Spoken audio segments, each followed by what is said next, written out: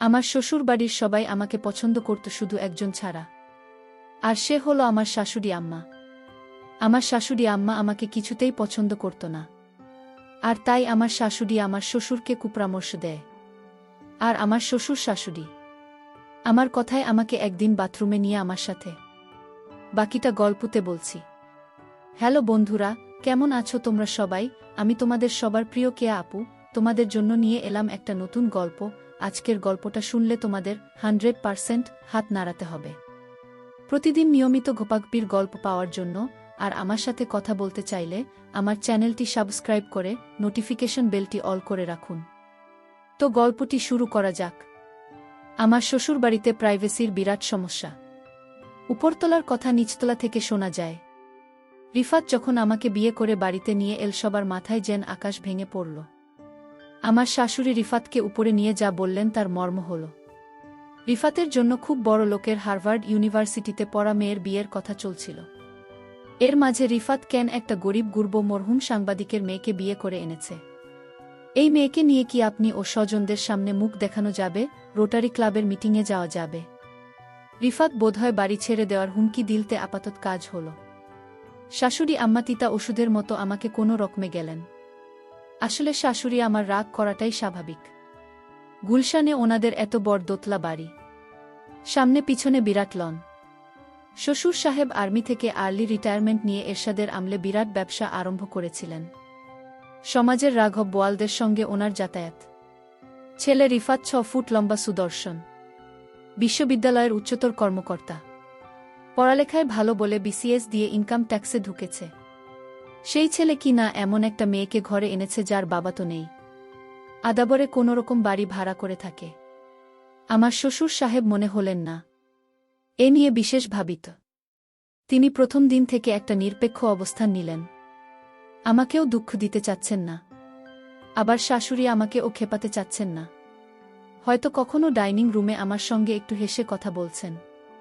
শাশুড়ি আমায় ঢোকার সঙ্গে সঙ্গে আড়ষ্ট হয়ে খাবারে মন দিলেন।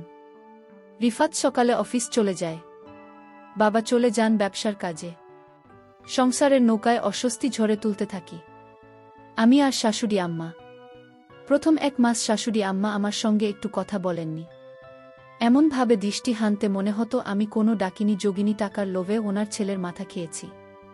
এর মাঝে আল্লাহর বিচার, শাশুড়ি আম্মা হঠাৎ মাথা ঘুরে বাথরুমে পড়ে গেলেন। আমি গিয়ে তাড়াতাড়ি ওনাকে মেঝে থেকে টেনে উঠলাম, কাঁধে ভর দিয়ে ওনাকে বিছানায় নিয়ে শোনালাম। আমি একটা গামছা বরফ ভরে ওখানে চেপে ধরলাম। শাশুড়ি আম্মা খানদানি পরিবারের অভিজাত মহিলা।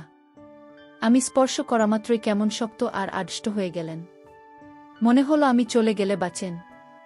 আমি বরং হাতে নিয়ে বললাম, আপনার অনেক কষ্ট হচ্ছে, আমি আপনার যত্ন করি। আম্মা খুব ব্যথা লাগছে বুঝি? শাশুড়ি আমার শুকনো গলায় বললেন, সুরাইয়াকে ডাকা হোক। সুরাইয়া আমাদের কাজের মেয়ে আজ আসেনি।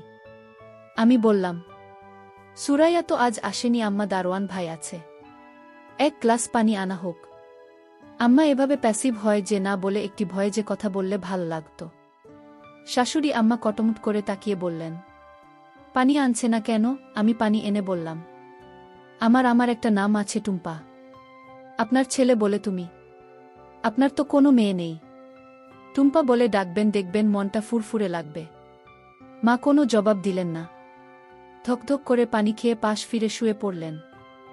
শাশুড়ি আম্মা প্রথম আমার রান্না খেতেন না। বাথরুমে পড়ার পর থেকে খাওয়া আরম্ভ করেছেন। আমি রুই মাছের মাথা, ইলিশ মাছের পেটির টুকরো শাশুড়ি আমার দিকে এগিয়ে দিয়ে। শাশুড়ি আম্মা প্রশংসা কিছুই করেন না। আমার শ্বশুর সাহেব কম বেশি শাশুড়ি আমাকে অনুসরণ করেন। সংসারে খামোখা ঝামেলা পাকাতে চান না। সেদিন চিংড়ির দোপেয়াজা রাজি শাশুড়ি আমাকে কি কাজে কিচেন এসেছেন। আমি চাচ্ছি একটু দোপেয়াজা এগিয়ে দিয়ে বললাম, মা টেস্ট করে দেবেন কেমন হয়েছে? মা কতমত করে আমার দিকে তাকিয়ে চামচ থেকে দোপেয়াজা থাকলেন। তারপর বললেন, বাড়িতে নারকেলের পাউডার আছে, ওটা দিয়ে মালাইকারি রেঁধে মজা হবে। যাওয়ার সময় একবার ঘুরে বললেন, এটাও খারাপ না, তোমার বাবা পছন্দ করবেন। আমার নিজের মা খুব সংকোচে মাঝে মাঝে ফোন করেন।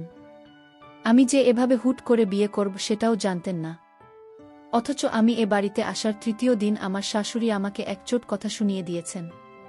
মা ফোন করলে জানতে চান আমি কেমন আছি। আমি জানাই খুব ভালো আছি। মা কি বুঝলেন কে জানে, মন খারাপ করে ফোন রাখেন। এভাবে মাসের পর মাস কেটে যাচ্ছিল। শাশুড়ির মনের তাপমাত্রা কিছুতেই 0°C উপরে উঠানো যাচ্ছিল না। সম্পর্কের বরফ গলতে সময় লাগছিল। অবশেষে একদিন সন্ধ্যায় আমি শাশুড়ি আমার প্রাণ ভোমরা সন্ধান পেলাম। আমাদের বাড়িতে রাত 8টায় খাওয়ার নিয়ম। রাতের খাওয়া শেষ হলে একটু গুছিয়ে আমি সোজা বেডরুমে চলে যাই। তখন থেকে সকাল 7টা পর্যন্ত সময়টা রিফাত আর আমার। এই সময়টা আমি অর্জন করি। সারাদিন শাশুড়ি আমার অবহেলা সঙ্গে করে। ভারতপক্ষে তখন আমি ঘর থেকে বের হই না। আমি আর রিফাত মনের সুখে মুভি দেখি। সেদিন কি কারণে বেরিয়েছি ও মা দেখি ড্রয়িং রুম, শাশুড়ি আমাকে একা একা খিলখিল করে হাসছেন। ওনার এরকম হাসি আমি কখনো শুনিনি। দরজার কাছে গিয়ে দেখলাম শাশুড়ি আমার স্টার প্লাসে শ্রীমান শ্রীমতী নামের একটা সিরিজ দেখছেন। আমি আস্তে করে গিয়ে শাশুড়ি আমার পাশে বসলাম। আমরা একবার খতম করে আমার দিকে তাকালেন। তারপর আবার টিভিতে মনোনিবেশ করলেন। হাসির মুভি তো চাইলেও গম্ভীর থাকতে পারছিলেন না। একটু পর পর ফিক করে হাসছেন। আমিও হাসিতে যোগ দিয়ে বললেন, আমায় দেখে মনীষা এটা কি করল? যাই হোক, আমি শাশুড়ি আমাকে সব সময় হাসি খুশি রাখার চেষ্টা করতাম। কিন্তু শাশুড়ি আমাকে পছন্দ করত না। শাশুড়ি আমার সাথে সবসময় আচরণ খারাপ করে।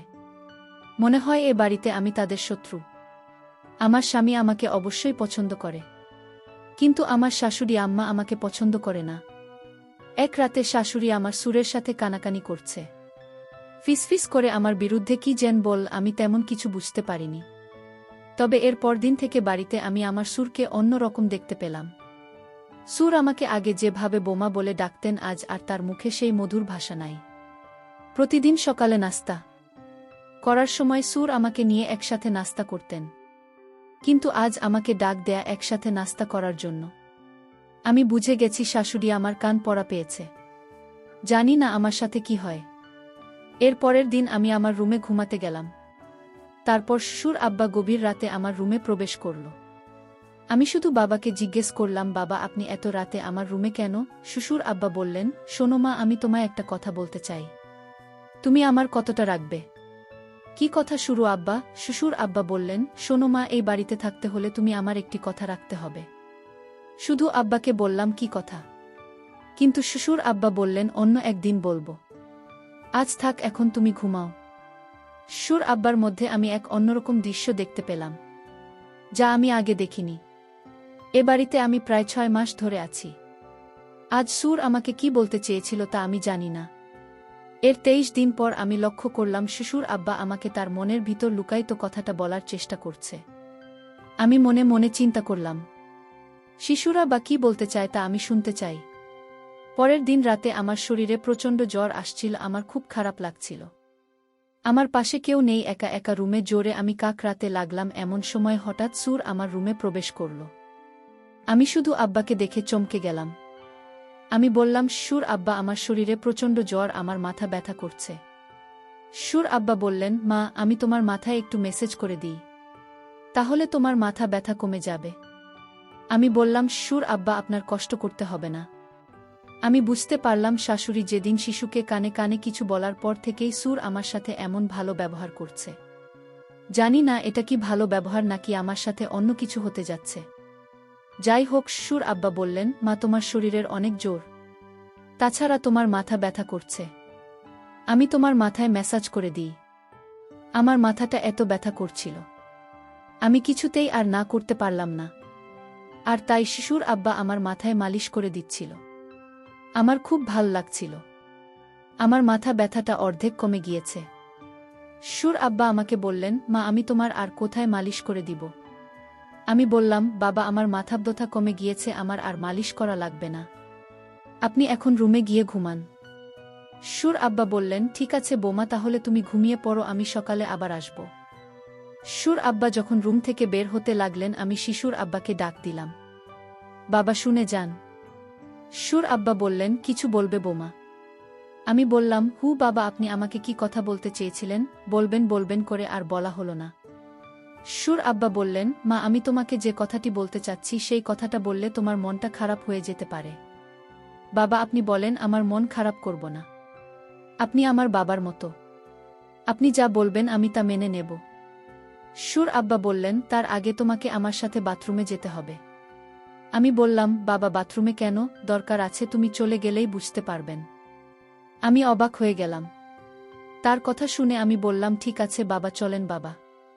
তারপর বাথরুমে গিয়ে যা দেখলাম তা দেখে আমার মনে হলো আমার চোখ কপালে উঠে গেল।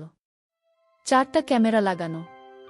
আমি বললাম, বাবা এখানে ক্যামেরা লাগল কেন? বাবা বললেন, তোমার শাশুড়ি আমায় ক্যামেরা লাগিয়েছে। আমি জিজ্ঞেস করলাম, কেন এখানে ক্যামেরা লাগানো হয়েছে? সুর আব্বা বললেন, তোমাকে ব্ল্যাকমেল করার জন্য এখানে ক্যামেরা লাগানো হয়েছে। তোমার স্নানের অনেক ভিডিও তোমার শাশুড়ি আমার কাছে আছে। আমি বললাম, সুর আব্বা, আমি যেদিন প্রথম বাথরুমে স্নান করতে এলাম সেদিন আমি এই ক্যামেরা লক্ষ্য করছিলাম। আর তারপর থেকে আমি বাথরুমে স্নান করি নাই। আমি এই বাড়িতে যে দিন পা রাখলাম সেদিনই বুঝতে পারলাম আমার শাশুড়ি আমাকে এ বাড়ি থেকে তাড়ানোর জন্য আমার সাথে এমন কিছু একটা করবে। কিন্তু আমি তো আর বোকা না। আমিও সতর্ক হয়ে গেলাম। সুর আব্বা আমাকে বলল, তাহলে আমি যে ভিডিও দেখলাম সেটা কার ভিডিও? আমি বললাম, বাবা আপনি ভালো করে লক্ষ্য করে দেখেন, সেটা আমি না, আপনার নিজের মেয়ের ভিডিও। বোমার কথা শুনে চমকে গেলাম। আমার মেয়ের ভিডিও আর আমি চিনি না। সুর আব্বা আমার কথা শুনে দৌড়ে শাশুড়ি রুমে গেল আর বল, ভিডিও প্লে করো, এটা তো বোমার ভিডিও না, এটা আমাদের নিজেদের মেয়ের ভিডিও। তুমি যার ভিডিও ইন্টারনেটে ছেড়ে বাড়ি থেকে বের করতে চাইছো সেটা তো বোমা না, সেটা আমাদের নিজেদের মেয়ের ভিডিও। সুর আবার কথা শুনে চমকে গেল শাশুড়ি। আমি তখন আমার শাশুড়ি আমাকে বললাম, দেখুন আপনারা আমাকে যতটা বোকা ভাবছেন আমি ততটা বোকা না। আপনারা আমার মান সম্মান নষ্ট করতে চেয়েছিলেন, কিন্তু আল্লাহর কি খেলা, এখন আপনার মেয়ের মান সম্মান নষ্ট হতে চলেছে। শাশুড়ি বলল, তুমি তো অনেক চালাক মেয়ে, আমি ভেবেছিলাম তুমি বোকা, আজ দেখলাম তুমি তো অনেক পাকা একটা মেয়ে। এমন সময় আমার স্বামী আমার ঘরে এসে হাজির। আমাদের কথাগুলো শুনছিল। আমাদের কথাগুলো আমার স্বামী শুনে মাকে বললেন, মা আপনি আপনার বোমাকে এমনটা করতে চেয়েছিলেন। আপনার বোমাকে পছন্দ না হলে আমাকে বলতেন, আমি বাড়ি থেকে আমার স্ত্রীকে নিয়ে চলে যেতাম। তখন হুট করে শিশুর বলে উঠল, তোমার মা ছিল এই বাড়ি থেকে কিভাবে বোমাকে তাড়ানো যায়? তোমার মা আমাকে কান পাতা দিয়ে বলেছিল, এমন কিছু তোমার স্ত্রীকে খাওয়াই যেন সে তিলে তিলে মারা যায়। আমার পক্ষে এটা করা সম্ভব হলো না, কারণ আমার তো একটা মেয়ে আছে। আমি বোমার প্রতি এমন অত্যাচার করতে পারলাম না। বোমা যেদিন জোরে তরতর করছিল, মাথা বোথায় কাকড়া ছিল, সেদিন তার মুখখানা দেখে আমি তার মাথায় পড়ে যাই। আর সেদিন থেকে সিদ্ধান্ত নিই, এই বাড়ি থেকে আমি বৌমাকে কিছুতেই যেতে দেব না। সুর আব্বা বললেন, পরের মেয়ের ক্ষতি করতে গিয়ে এখন নিজের মেয়ের ক্ষতি হচ্ছে। সুর আমার স্বামীকে বললেন, বাবা তোকে আমি গুলশানে আরও একটা বাড়ি কিনে দিচ্ছি, তুই সেখানে বোমাকে নিয়ে চলে যা, নতুন করে সংসার শুরু করে। শাশুড়ি আম্মা তখন হাউমাউ করে কান্না করে বলল, আমার ভুল হয়ে গেছে বোমা, তুমি আমায় ক্ষমা করে দাও। আমি বললাম, মায়েরা কখনো ক্ষমা চাইতে নেই। মা আমাদের সাথে আপনিও থাকবেন, এটাই আমি চাই। প্রিয় বন্ধুরা, গল্পটি ভালো লাগলে অবশ্যই কমেন্ট করে জানাবেন।